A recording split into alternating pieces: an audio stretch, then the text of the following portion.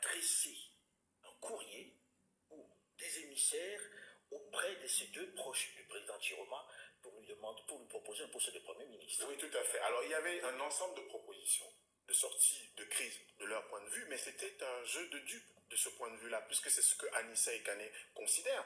Il considère que M. Atangandi est le responsable unique de la situation actuelle, comme étant le ministre de l'administration territoriale, comme un provocateur invétéré, et de manière très claire, ils ont opposé une fin de non-recevoir, puisque le propos d'Anissa Ekane, très clairement, a été de dire à son interlocuteur au téléphone, qui était le directeur du cabinet civil, que nous n'acceptons pas, nous allons croiser le fer. Et c'est pour ça qu'on l'a arrêté? Oui, 2 jours après, il a été interpellé. Oui, alors je voulais confirmer 2 choses.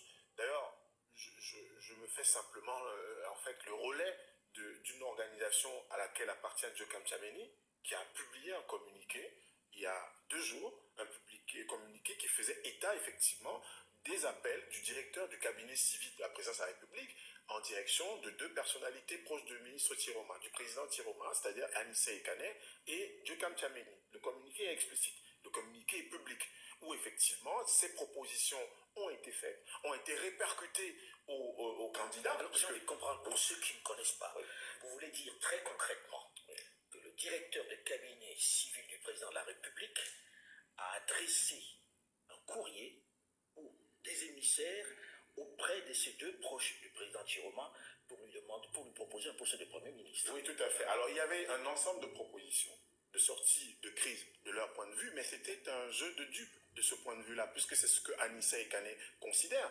D'ailleurs, il a fait adresser à l'opinion publique nationale et internationale un message explicite sur ce qu'il est, un nationaliste qui milite pour effectivement la sortie du Cameroun des ténèbres dans lesquelles le Cameroun, dit-il, est plongé depuis 43 ans.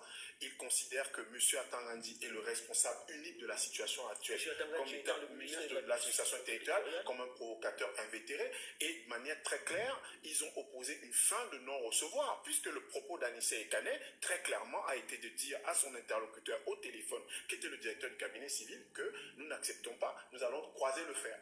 Et c'est pour ça qu'on l'a arrêté? Oui, 2 jours après, il a été interpellé.